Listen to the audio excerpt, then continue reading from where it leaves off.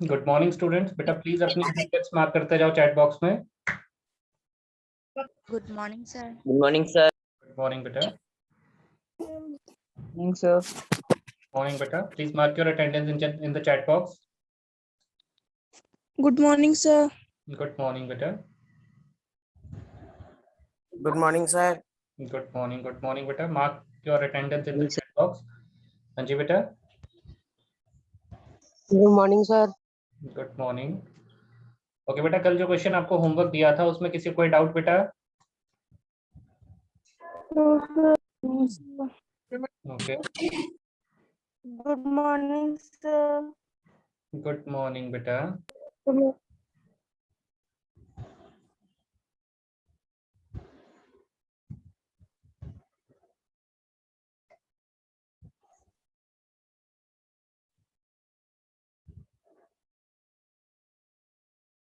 Okay बेटा, कल वाले किसी क्वेश्चन में कोई डाउट नहीं है आपको? No sir. ओके बेटा, तो फिर हम नेक्स्ट टॉपिक स्टार्ट करते हैं, नेचर ऑफ रूट्स। ठीक है, नेचर ऑफ रूट्स जो आपके पास टॉपिक है बेटा, वो रूट्स का नेचर कैसा होगा। जैसे आपका नेचर आपको पता है कैसा है, लड़ने वाला या समझने वाला या बात करने वाला या हंसने वाला या रोने वाला। ठीक है, एवरीवन हैज डिफरेंट नेचर ना। कोई लड़ने में बहुत अच्छा होगा, कोई बात करने में बहुत अच्छा होगा, कोई हंसने में बहुत अच्छा होगा, ठीक है, कोई रोने में बहुत अच्छा होता है। तो every student has different nature. Similarly हमारे पास जो सॉल्यूशंस होते हैं क्वाड्रेटिक इक्वेशंस के, उनका भी अपना नेचर होता है। ठीक है बेटा, वो नेचर हम किसके बेसिस पे चेक करते हैं, किस बेसिस पे डिसाइड करते हैं, वो चीज आज हम सीखेंगे बेटा। ठीक है, तो नेचर ऑफ रूट्स हेडिंग डाल लेना बेटा। तो नेचर ऑफ रूट्स में क्या होता है बेटा कि आपने ये चेक करना है कि रूट्स किस तरह के होंगे। जैसे आपने रूट्स का जो आंसर आएगा या जो उनका सॉल्यूशन आएगा वो किस तरह का होगा। तो नेचर ऑफ रूट्स जो हमारे पास डिसाइड करता है, मैंने आपको एक क्वाड्रेटिक फॉर्मूला बताया था। क्वाड्रेटिक फॉर्मूला था बेटा आपके पास कि x is equal to -b plus minus Chandan Singh. क्या कर रहा है बेटा ये?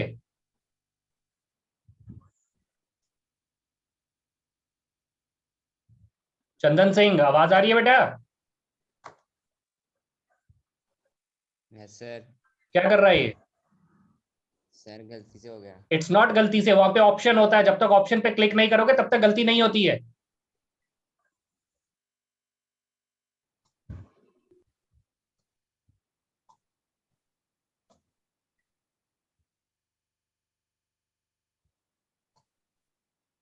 ओके बेटा, sorry x, sir. Okay, x equal to -b plus minus under root B square minus 4ac divided by 2a।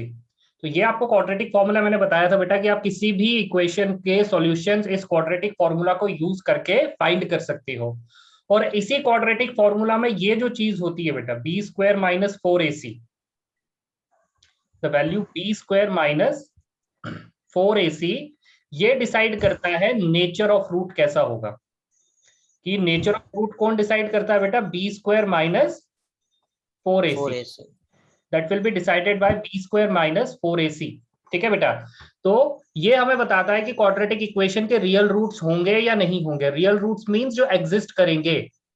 ठीक है, रियल रूट्स मींस जो एग्जिस्ट करते हैं रियल लाइफ में, उस तरह का कोई नंबर आएगा या कोई इमेजिनरी नंबर आएगा। ठीक है बेटा, जैसे मैंने दो नंबर्स लिखे, -√32 एंड रूट में -32, तो कौन सा नंबर रियल है और कौन सा इमेजिनरी है? कौन सा नंबर पॉसिबल नहीं हो सकता इन दोनों में से? -32। -32 नहीं पॉसिबल हो सकता, बिकॉज ये वैल्यू रूट के अंदर आ रही है और हमें पता है कि रूट के अंदर कभी भी नेगेटिव वैल्यू नहीं लिखी जाती। ठीक है, रूट के अंदर नेगेटिव वैल्यू नहीं लिखी जाती। तो इट मींस जो हमारे पास कभी हो सकता है, कई बार ऐसा केस है जब रूट के अंदर नेगेटिव वैल्यू आए, तो इस केस में हमारे रूट्स रियल नहीं होंगे। ठीक है बेटा, तो ये जो बी स्क्वायर माइनस 4ac होता है, ये हमारा नेचर ऑफ रूट्स डिसाइड करता है। और इस बी स्क्वायर माइनस 4ac को हम कहते हैं डिस्क्रिमिनेंट। क्या कहते हैं बेटा?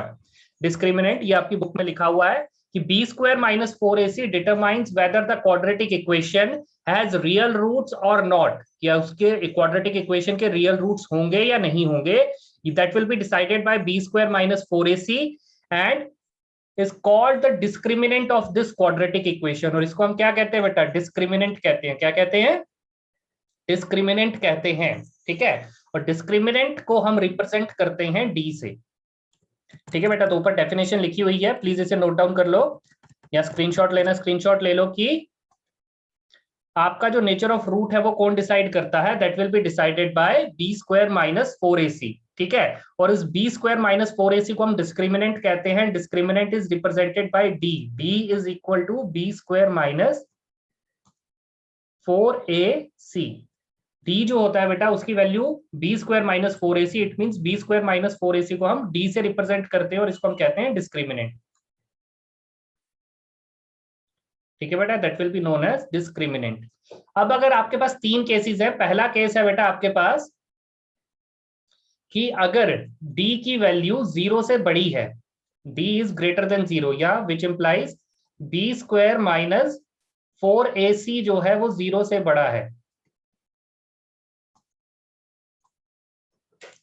बी स्क्वायर माइनस 4ac जो है अगर वो 0 से बड़ा है बेटा, तो ये जो वैल्यू होगी आपके पास, इसके जो रूट्स होंगे two distinct and real roots, की दोनों वैल्यूज अलग अलग आएंगी और दोनों रियल वैल्यूज आएंगी, दोनों सेम वैल्यू नहीं आएंगी।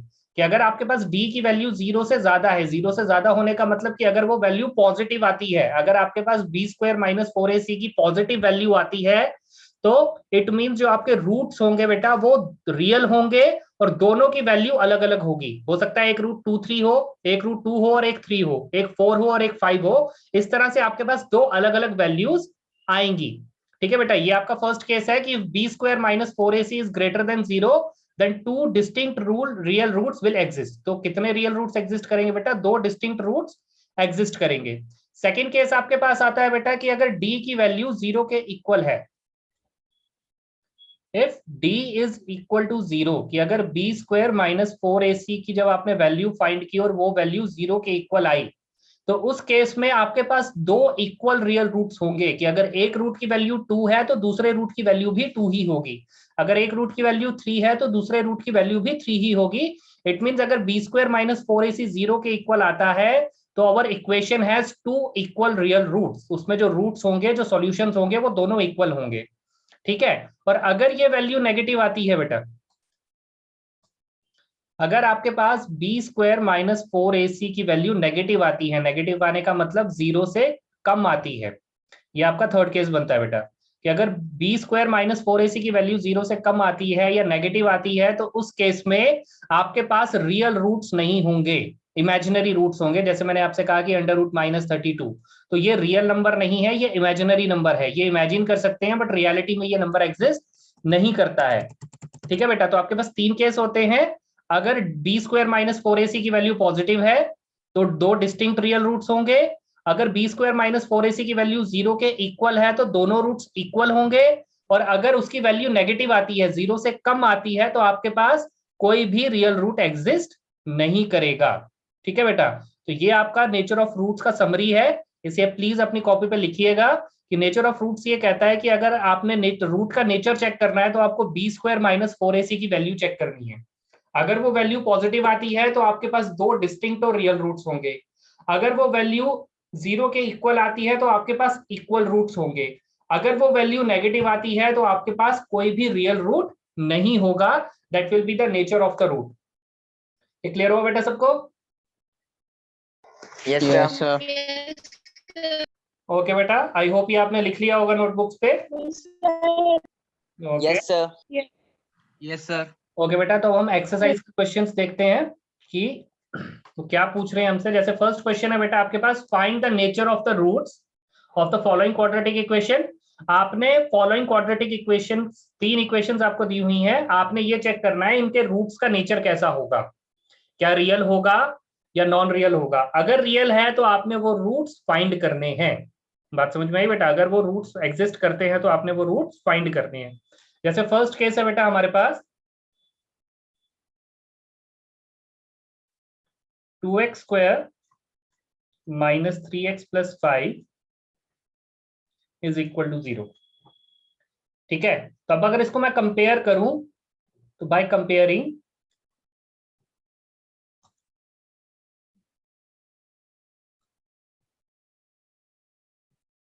it with ax square plus bx plus c is equal to 0। तो अगर मैं इससे कंपेयर करूं बेटा तो a की जो वैल्यू है वो 2 है, b की जो वैल्यू है दैट विल बी -3 और c की जो वैल्यू है बेटा आपके पास that will be equal to 5। तो नाउ अब हम वैल्यू चेक करेंगे बेटा b स्क्वायर माइनस 4ac की। तो b square minus 4ac is equal to b की वैल्यू आगे बेटा आपके पास -3 स्क्वायर -4 इंटू 2 इंटू 5। तो सॉल्व करके बताओ बेटा कितनी वैल्यू आएगी ये? 31 positive negative? Negative 31 positive negative बेटा? Sir negative negative 31। नेगेटिव ठीक है बेटा कि -3 का स्क्वायर होगा 9, 4 2 जा 8 एंड 8 5 जा 40। तो 9 माइनस 40 आपके पास जो आंसर आएगा बेटा दैट विल बी -31। अब आपने ये चेक करना है कि -31 जो है वो पॉजिटिव वैल्यू है, न्यूट्रल वैल्यू है या नेगेटिव वैल्यू है बेटा? नेगेटिव नेगेटिव है। तो इसके रियल रूट्स होंगे या नहीं होंगे? नहीं होंगे सर, नहीं होंगे क्योंकि here imaginary root b square minus 4ac is less than 0। इसकी वैल्यू नेगेटिव आ रही है, इसकी वैल्यू 0 से कम आ रही है। इट मींस इक्वेशन है which implies equation have no real roots. Equation have no real roots. तो जब इसके रियल रूट्स नहीं है बेटा तो हमें इसको फाइंड करने की भी जरूरत नहीं है। ये पार्ट क्लियर हुआ बेटा सबको कि सबसे पहले आपने b स्क्वायर माइनस 4ac की वैल्यू फाइंड करनी है और चेक करना है वो वैल्यू पॉजिटिव आ रही है, 0 के इक्वल आ रही है या नेगेटिव आ रही है। अगर वो वैल्यू नेगेटिव आती है तो उसके रूट्स एग्जिस्ट नहीं करते, और अगर रूट्स एग्जिस्ट नहीं कर रहे हैं तो इट मींस हमें उसको फाइंड करने की जरूरत नहीं है। इसी तरह से बेटा हम सेकंड पार्ट चेक करते हैं। सेकंड पार्ट आपको दिया हुआ है बेटा 3x square minus 4 root 3x plus 4 is equal to 0। ये आपका सेकंड पार्ट है बेटा। तो again by comparing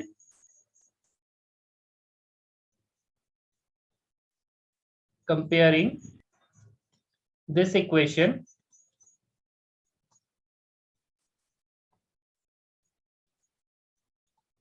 with ax square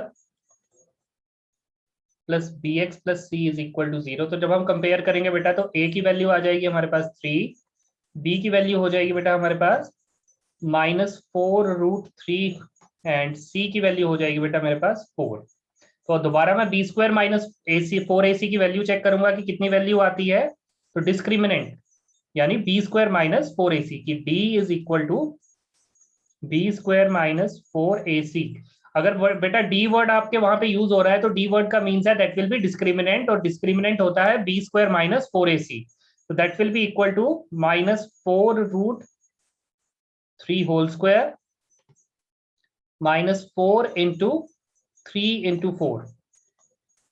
ठीक है बेटा। तो अब कई बार बच्चे जब स्क्वायरिंग करते हैं तो वो क्या करते हैं, तो √3 और स्क्वायर को कैंसिल कर देते हैं और 4 और 3 को मल्टीप्लाई करते हैं। ऐसा नहीं करना बेटा। 4 √3 होल स्क्वायर का मतलब है कि वो स्क्वायर 4 के साथ भी है और वो स्क्वायर √3 के साथ भी है। ठीक है कि 4 √3 होल स्क्वायर का मतलब है कि that square exist with 4 and √3। तो 4 का स्क्वायर 16 होगा और स्क्वायर और रूट कैंसिल होगा तो 3 आएगा। तो 16 इंटू 3 जब आप मल्टीप्लाई करोगे बेटा योर आंसर इज 48।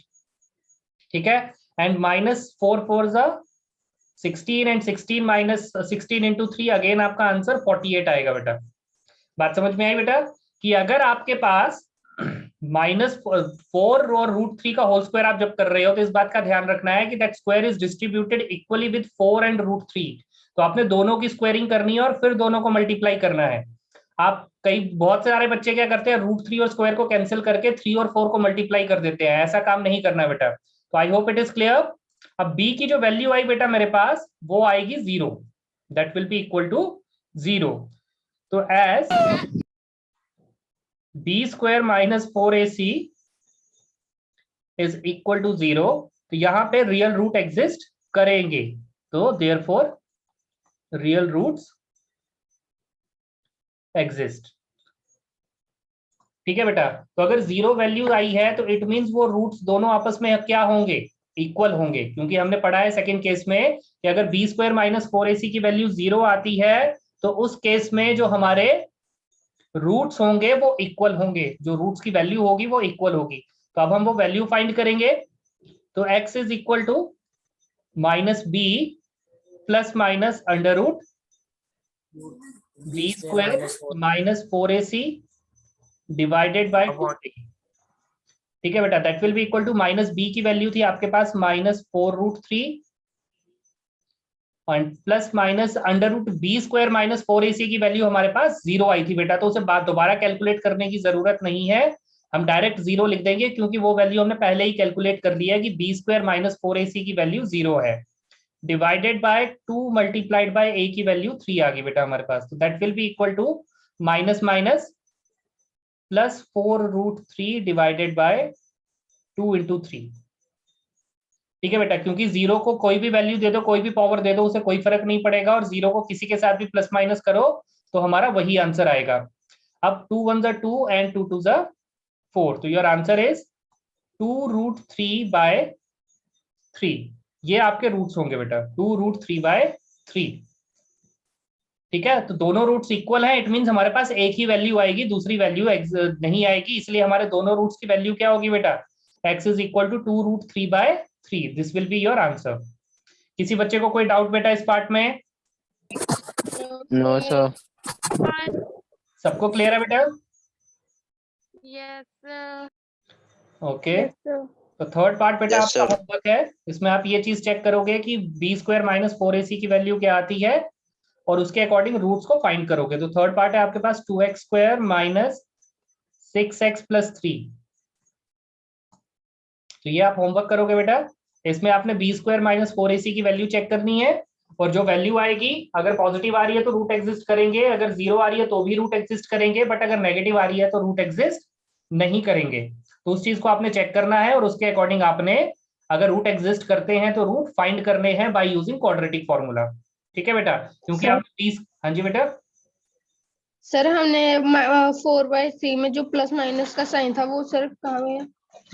बेटा मैंने कहा ना कि जब हम, जैसे मैंने लिखा है -4√3 प्लस -0, तो अगर मैं -4√3 के साथ 0 प्लस करूं तो भी मेरा आंसर कितना आएगा बेटा, 4√3। ठीक है, और अगर मैं इसमें से 0 माइनस करूंगा तो भी मेरा आंसर कितना आएगा, 4√3। तो इट मींस मेरा आंसर दोनों ही केसेस में कितना आना है, 4√3, उसमें कोई चेंज नहीं होने वाला, तो इसलिए मुझे उस प्लस माइनस साइन को लिखने की जरूरत नहीं है। बात समझ में आई बेटा?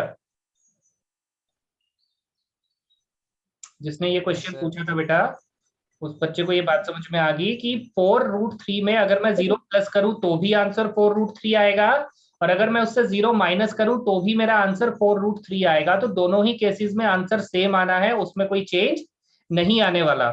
ठीक है बेटा, तो इसलिए वहां पे 0 को प्लस करने की या माइनस करने की अलग अलग जरूरत नहीं है। बात समझ में आ गई बेटा?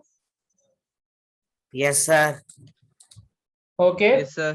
थर्ड पार्ट आपका होमवर्क है बेटा, ये आप खुद से ट्राई करोगे। अब हम सेकंड क्वेश्चन देखते हैं बेटा। ठीक है, सेकंड क्वेश्चन के ऊपर लिख लेना बेटा, वेरी इंपॉर्टेंट, और जनरली आपको क्वाड्रेटिक इक्वेशन से इसी तरह का क्वेश्चन आता है, जहां पे आपको ये बताया जाता है कि क्वाड्रेटिक इक्वेशन के जो रूट्स हैं वो इक्वल है, क्वाड्रेटिक इक्वेशन के जो रूट्स हैं वो इक्वल हैं, तो जो उसमें अननोन वैल्यू है, जैसे इस केस में k है, तो जो अननोन वैल्यू है उसका आंसर क्या होगा, उसकी वैल्यू क्या होगी, ये चीज आपने फाइंड करनी होती है। तो क्वेश्चन आपके पास बहुत सिंपल सा दिया हुआ बेटा, find the values of k, find the values of k in each of the following case so that they have two equal roots, so that they have two equal roots।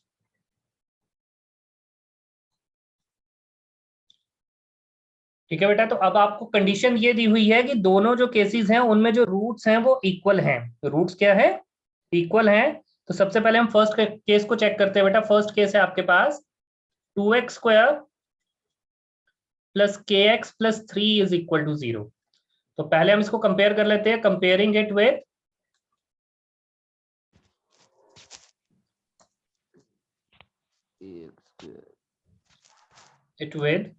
ax² plus bx plus c। ठीक है बेटा, is equal to 0। तो compare कर रहे हैं बेटा, तो a की जगह जो वैल्यू लिखी हुई है वो 2 लिखा हुआ है, और b की जगह जो वैल्यू लिखी है वो k लिखी हुई है। ठीक है बेटा, और c की जगह जो वैल्यू है वो 3 है। इस बात का आपने ध्यान रखना है कि k अननोन वैल्यू है, k वहां पे कोई वेरिएबल नहीं है, that will be the unknown constant value. ठीक है, ये हमारे पास दिया हुआ है। उसके बाद हमें ये दिया हुआ है बेटा कि जो डिस्क्रिमिनेंट है वो इक्वल है। ठीक है, हमें क्या दिया हुआ है? फॉर इक्वल रूट्स, क्वेश्चन में उसने क्लियरली कहा है कि आपके पास जो दो रूट्स हैं वो इक्वल होंगे। तो for equal roots d is equal to 0 which implies b² minus 4ac जो है उसकी जो वैल्यू होगी बेटा वो 0 के इक्वल होगी। d is equal to 0 का मतलब है कि डिस्क्रिमिनेंट की वैल्यू 0 है, और डिस्क्रिमिनेंट जो होता है बेटा वो b² minus 4ac के इक्वल होता है। तो that will be also equal to 0। ठीक है, उसके बाद आपके पास जो b की वैल्यू दी हुई है बेटा that will B k। b की वैल्यू दी हुई है k² आशीष k², b की वैल्यू k है बेटा, -4 इंटू a की वैल्यू आपके पास 2 है, और c की वैल्यू आपको दी हुई है बेटा 3, that will be equal to 0। तो which implies k² minus 24, 4 2 8 and 8 3 24 is equal to 0, which implies k² is equal to 24 को दूसरी तरफ शिफ्ट करोगे तो बेटा ये पॉजिटिव 24 बन जाएगा। ठीक है, और अब हमें स्क्वायर हटाना है, तो हमें जो है वो रूट स्क्वायर को इस तरफ से शिफ्ट करके दूसरी तरफ मूव करना है। तो k की जो वैल्यू हो जाएगी बेटा आपके पास दैट विल बी √24। ठीक है बेटा, √24, और √24 को 2√6 तो √24 को अगर आपने फैक्टराइज करोगे बेटा तो which implies k is equal to 24 की जो फैक्टराइजेशन होती है that will be 2 multiplied by 2 into 2 into 3 2 into 3। ठीक है बेटा, तो ये 2 जो है वो पेयर बन रहा है, तो ये 2 बाहर आ जाएगा, और 2 और 3 ये आपके पास ब्रैकेट रूट के अंदर ही रहेंगे, तो 2 3 जा 6।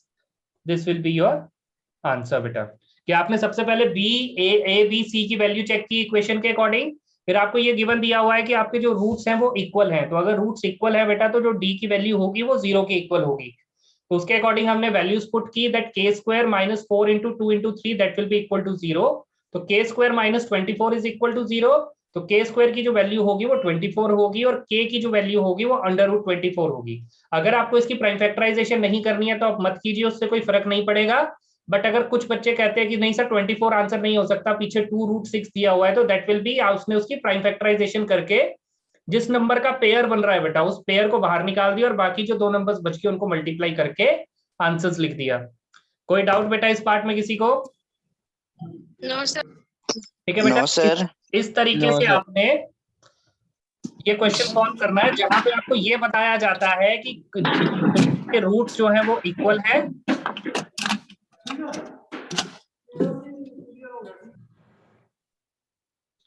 ठीक है बेटा, इक्वेशन के जो रूट्स हैं वो इक्वल है, और आपने उसके अकॉर्डिंग जो अननोन फैक्टर आपको दिया हुआ है, अननोन वैल्यू आपको दी हुई है, वो आपने फाइंड करनी है बेटा। ठीक है, अब हम चेक करते हैं इसका सेकंड पार्ट। सेकंड पार्ट है बेटा आपके पास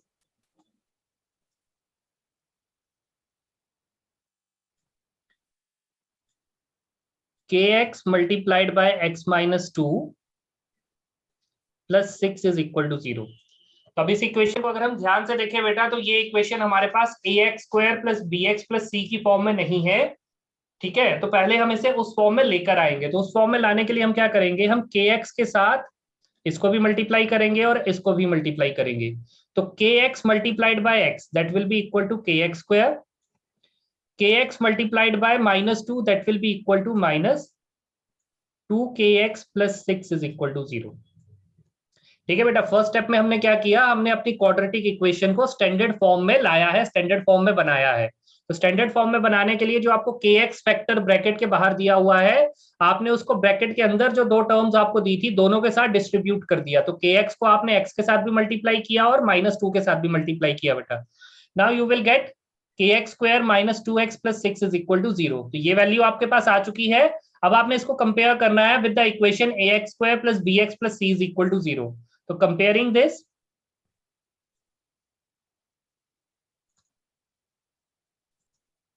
with equation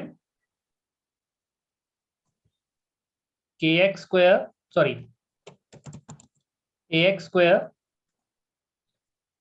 plus bx plus c is equal to 0। तो जब आप इसको कंपेयर करोगे बेटा तो a की वैल्यू आपके पास हो जाएगी k, b की वैल्यू हो जाएगी -2k और c की वैल्यू हो जाएगी बेटा 6।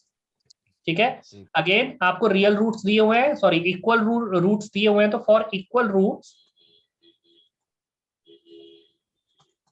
d is equal to 0, which implies b square minus 4ac is equal to 0। कि इसकी जो वैल्यू होगी वो 0 के इक्वल होगी, क्योंकि हमारे पास जो रूट्स हैं वो इक्वल है। तो b की वैल्यू है बेटा आपके पास -2k,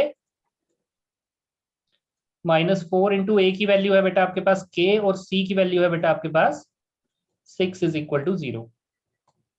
तो -2k का स्क्वायर करोगे बेटा तो 2 का स्क्वायर 4 हो जाएगा और k का स्क्वायर k स्क्वायर ही रहेगा।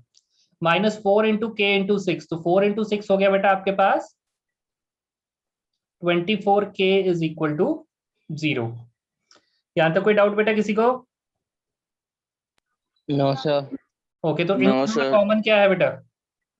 4k 4k कॉमन है, Okay. तो 4k आपने ब्रैकेट से बाहर लिख देना है और you left with k minus 6 is equal to 0। तो k minus 6 is equal to 0 divided by 4k, क्योंकि 4k यहाँ पे मल्टीप्लाई हो रहा है बेटा, तो जब दूसरी तरफ शिफ्ट करोगे तो डिवाइड होगा। तो 0 से किसी भी नंबर को डिवाइड करो, उसको कोई फर्क नहीं पड़ता, that will be equal to 0।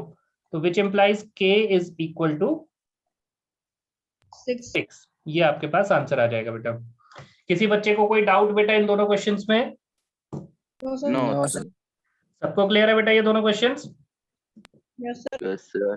Okay बेटा, तो थर्ड क्वेश्चन पढ़ो बेटा, उसे क्या कह रहा है थर्ड क्वेश्चन?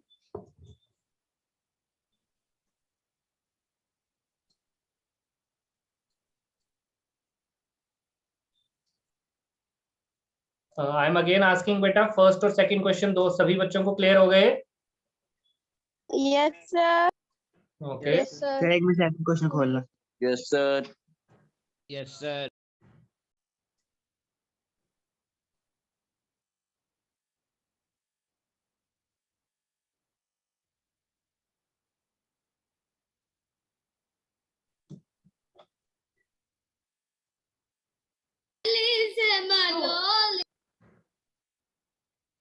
कौन है बेटा ये?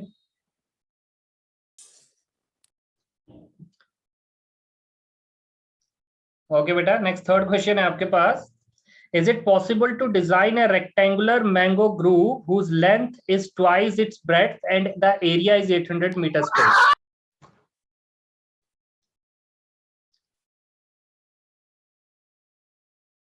Ramandeep, yes sir. माइक तू ऑन कर रहा है बेटा बार बार? No sir. ओके ओके बेटा, नेक्स्ट क्वेश्चन है आपके पास। Is it possible to design a rectangular mango groove whose length is twice its breadth and the area is 800 meters square? If so, find its length and breadth. क्या आप एक ऐसा rectangular mango groove, मतलब बाग आम का बागीचा बना सकते हो जिसकी लेंथ जो है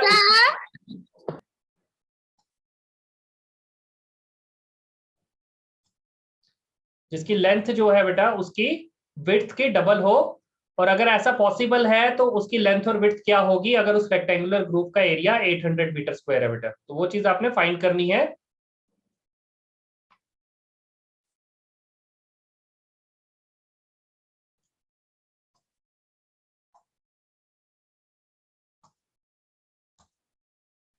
तो इज इट पॉसिबल, क्या ये पॉसिबल है या नहीं है, उस चीज को आपने चेक करना है। तो हम ये मान लेते हैं, let the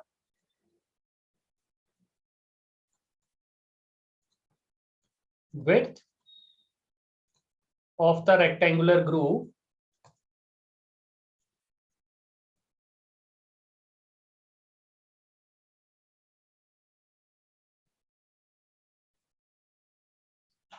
be x and its length is 2x and its length is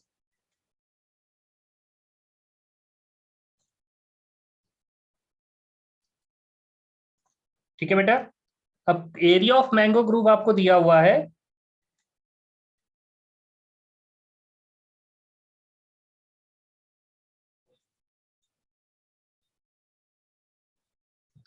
area आपको दिया हुआ बेटा that will be equal to 800 metre square.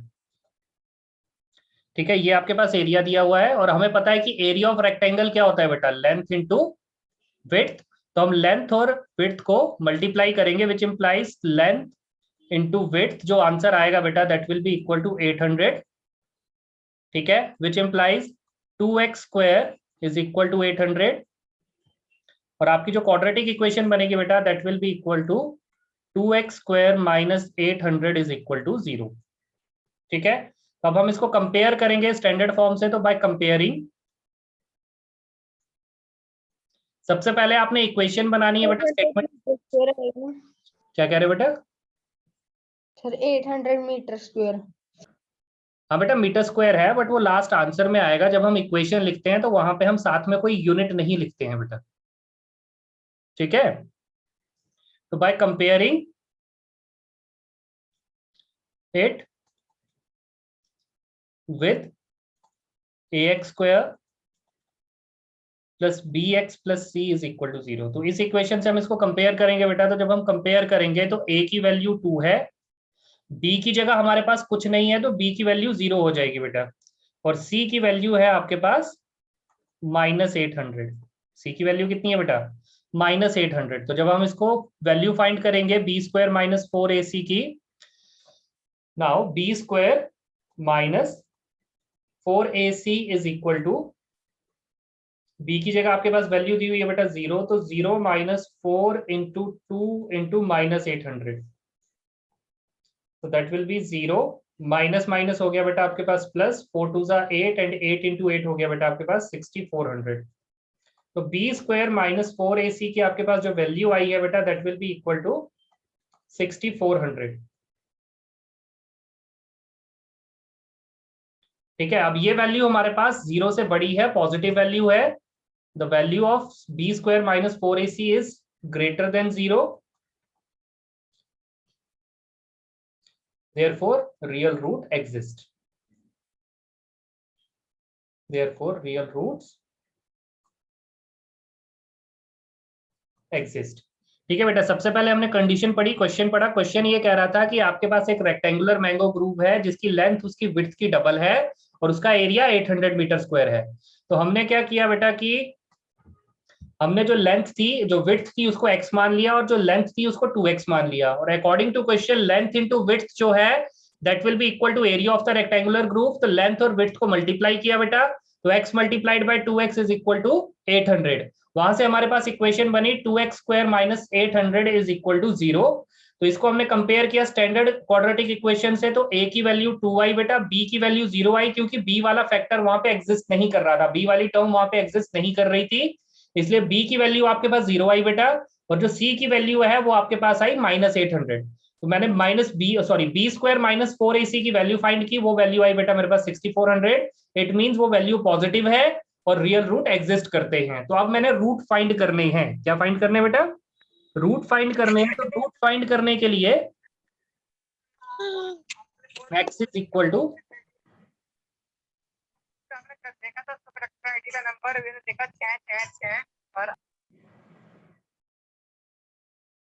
x is equal to minus b plus minus under root b square minus 4ac divided by 2a। ठीक है बेटा, तो minus b की जगह आपके पास वैल्यू है 0 plus minus under root B square minus 4ac की value आपके पास आई थी बेटा 6400 डिवाइडेड बाय 2 इंटू ए की वैल्यू थी बेटा आपके पास 2। ठीक है, तो this will be equal to 0 plus minus 6400 जो है बेटा that will be the perfect square of 80 divided by 4। ठीक है बेटा, 6400 जो है वो 80 का परफेक्ट स्क्वायर है, तो इसको आप डिवाइड कर लोगे 4 से, बिकॉज 2 इंटू 2 4 हो जाएगा। तो अगेन आप 0 में 80 प्लस करो या 0 में से 80 माइनस करो, आपका जो आंसर है वो 80 ही आएगा बेटा। 0 उसके आंसर में कोई चेंज नहीं ला पाएगा। ठीक है बेटा, तो इसको हम ऐसे लिख सकते हैं 0 प्लस 80 डिवाइडेड बाय 4 और x is equal to 0 minus 80 divided by 4। तो 0 प्लस 80 हो गया बेटा आपके पास 80 बाय 4 और 0 माइनस 80 हो गया बेटा आपके पास माइनस 80 डिवाइडेड बाय 4। ठीक है, तो x की एक वैल्यू आपके पास 20 आ जाएगी और दूसरी वैल्यू आपके पास माइनस 20 आ जाएगी बेटा। तो ये वैल्यू रिजेक्ट हो जाएगी क्योंकि साइड कांट बी नेगेटिव।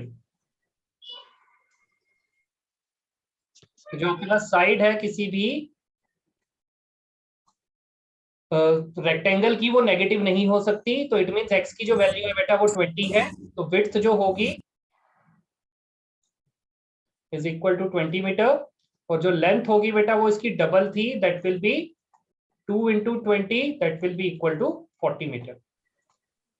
ठीक है बेटा, तो सिंपल क्वेश्चन है। पहले आपने क्वेश्चन की स्टेटमेंट समझनी है, स्टेटमेंट समझने के बाद आपने इक्वेशन फ्रेम करनी है, इक्वेशन फ्रेम करने के बाद आपने बी स्क्वायर माइनस 4ac की वैल्यू निकालनी है बेटा कंपेयर करके, और बी स्क्वायर माइनस 4ac की वैल्यू अगर पॉजिटिव आती है तो रूट एग्जिस्ट करते हैं, वो रूट आपने फाइंड करने हैं, और अगर नेगेटिव आती है तो रूट एग्जिस्ट नहीं करते हैं, आपने रूट्स फाइंड नहीं करने हैं बेटा।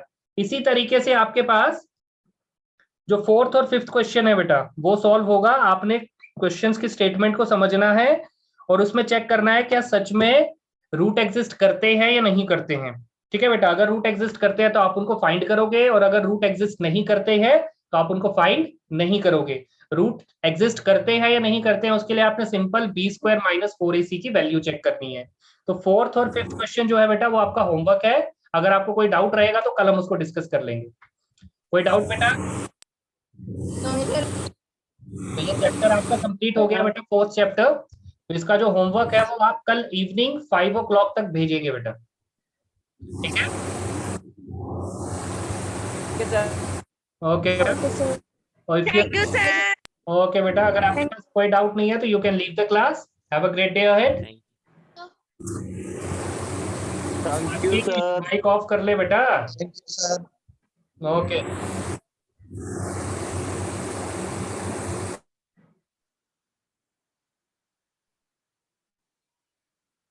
ओके बेटा, you can leave the class.